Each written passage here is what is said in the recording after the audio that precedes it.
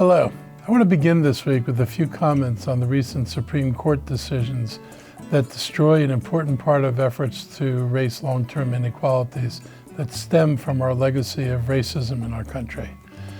Undoing this discrimination, which was consciously and deliberately imposed on the black population, required and still requires deliberate action, and that was the point of affirmative action. 6 members of the court have imposed their extremist and racist views on the nation now. We know that black people growing up in this country, from almost its inception and through my generation and after, have not had equal access to education, job opportunities, home ownership, and more. It's simply outrageous for the Supreme Court to pretend that all the inequality and its effects have just been solved. These decisions of the Supreme Court do not reflect the sentiments and sensibilities of Montgomery County residents. Unfortunately, the reality is that their decisions will have ramifications on the lives of our residents, businesses, students, and educational institutions, and those effects could well be felt for generations. We will continue to seek and provide opportunities for individuals and groups who have been historically and systemically disadvantaged. This is important, and it's work we're going to continue to do. Starting July 1, the state's law pertaining to cannabis use in Maryland will be changing. Some existing medical marijuana dispensaries have received approval from the state to convert to sell marijuana recreationally, beginning on Saturday. This change in our law is something that we want everyone to be aware of and to take seriously. You're not going to be able to go into a bar or restaurant and be able to order a joint or smoke your own. And unlike tobacco, you can't walk down the street and smoke cannabis as you can with a cigarette. The rules with cannabis are specific and nuanced. It is going to take a deliberate effort for everyone to understand the parameters around its use. We, in coordination with the Maryland Cannabis Administration, are embarking on a comprehensive public education campaign that will continue for the next several months. Even though the sale and use of marijuana will be legal for adults over 21, there are still laws in place restricting things like smoking in public and driving under the influence of marijuana. And the quantities of marijuana that you can possess are limited. You can only purchase up to 1.5 ounces of cannabis flower or 12 grams of concentrated cannabis, or a total amount of edible cannabis products that does not exceed 750 milligrams of THC. And you can only cultivate a maximum of 2 plants per home, no matter how many adults live in the residence. We're still awaiting further details from the state about the distribution process moving forward, the awarding of licenses to distribute, and how we can regulate on-site consumption licenses. We anticipate that with legalization, it could lead to complaints from neighbors about their neighbors or about people smoking in public. So who should you call to complain about the smell of cannabis? If you rent, you should contact your landlord, then the Department of Housing and Community Affairs. Homeowners who have complaints about the smell of marijuana from neighbors, primarily in apartments, townhouses, and condos, should go directly to DHCA. You can reach them via 311, and they can also walk you through the process. Tenants should first contact their landlord if they have concerns. We don't want residents calling 911. 911 should only be used for emergencies. We want to avoid 911 being flooded with calls about cannabis. I want to be clear, even though adults have the right to use marijuana, that does not give you the right to expose others to it, especially children. I'm not in favor of allowing pot dispensaries to advertise their products, prices, or effects of their products. We should also prevent predatory advertising aimed at children. We do not want to go down the road of tobacco marketing where large companies prioritize profits over the health of the communities. We do not want promotion of marijuana to follow the pattern of what happened with cigarettes and alcohol, where the use of those substances was glamorized and encouraged. I've long supported the legalization of marijuana. Prohibition of marijuana has led to racial disparities in our justice system, with black people more than 3.5 times more likely to be locked up because of marijuana than white people, even though usage rates have always been about the same. One of the great tragedies is that the criminal record acquired for possessing marijuana became the basis for denying access to work and educational opportunities. The immediate sentence, in fact, created a lifetime penalty and profoundly impacted a person's ability to find work or housing. This has been true for more than 50 years. I saw firsthand when white teens were caught when I was growing up with marijuana by teachers or even police. They were confiscated most of the time. But they weren't arrested for possession, and it never went on anybody's record. However, I was all too aware that black teens were often treated differently if they were caught. This inequity in enforcing the law existed 50 years ago, and it still exists today, I'm sorry to say. Please remember, cannabis should be used legally, responsibly, and within the possession limits established by state law. For more information on adult use cannabis, please visit the Maryland Cannabis Administration website at mmcc.maryland.gov. Next Tuesday is the 4th of July holiday. There are many wonderful ways to mark Independence Day across the DC region, but I want to highlight a couple of free events that we celebrate every year here. The first is the Mid-County Sparkles at Albert Einstein High School in Kensington.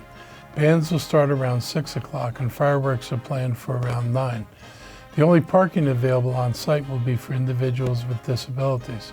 Free parking and shuttle service will be provided starting at 5:30 p.m. from Westfield Wheaton Mall. On Tuesday, July 4th, the Germantown Glory celebration at South Germantown Recreational Park gets started at 7 p.m. Lawn chairs, blankets, and coolers are welcome at both events.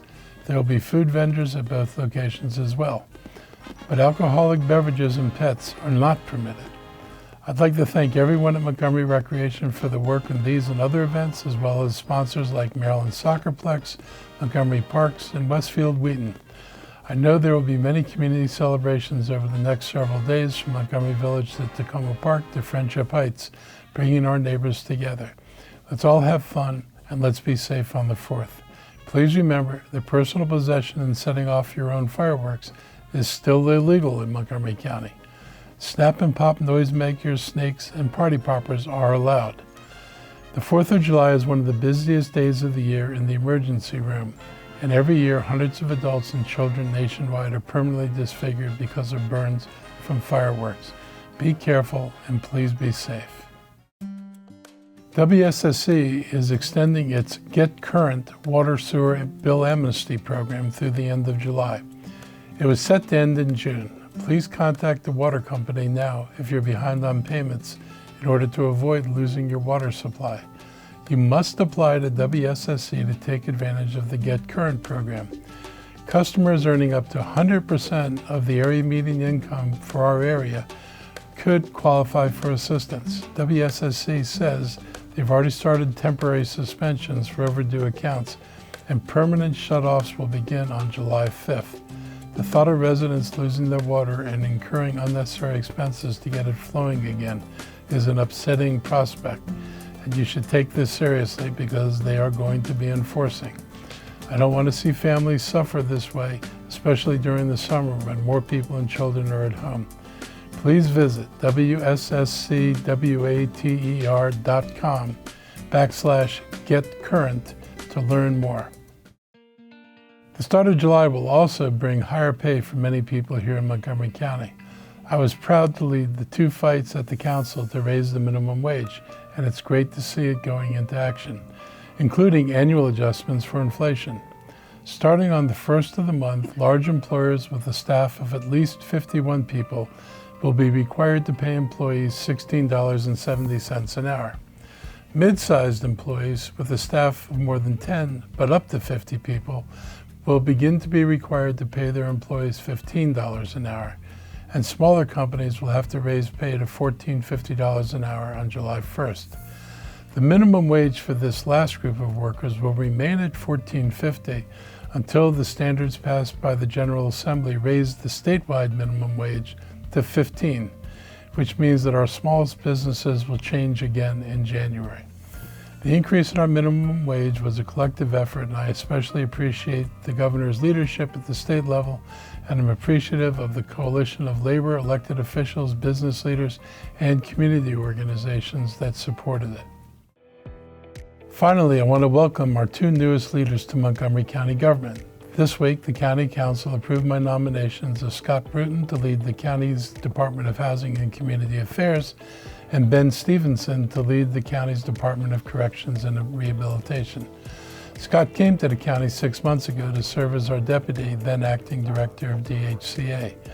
Dr. Bruton brings a lot of real-world experience to his new role. At the Coalition for Nonprofit Housing and Economic Development in Washington, D.C., he was able to advocate for increases of nearly $2 billion in local funding for affordable housing and homelessness prevention programs since 2016. I believe he'll be able to build bridges between tenants, developers, and government leaders to help us address our affordable housing crisis here. Ben Stevenson has 27 years of experience in Montgomery County's DOCR, Department of Corrections. He helped guide the jail and reentry program through the challenges presented by COVID-19 while overseeing community corrections and medical and behavioral services. He has institutional knowledge that will help us better manage our services. This Friday will be Montgomery County Fire and Rescue Service Chief Scott Goldstein's final day with us. For those of you who haven't heard, he'll be retiring from MCFRS, that's the fire department, and taking a new role as the chief in Kelso, Washington, closer to his wife's family. I thanked him for his long and dedicated service to our county. He started as a volunteer in Kensington in 1987, worked his way into leadership roles, and has served as our chief for the past 8 years. He's helped guide us through some major challenges while also expanding, improving, and innovating in MCFRS. Good luck to him, his wife, Heidi, and their entire family as they make this major change. We wish them the best. And that's a wrap for today. I hope you have a great week, and I'll be back again next week. And please have a happy and safe 4th of July.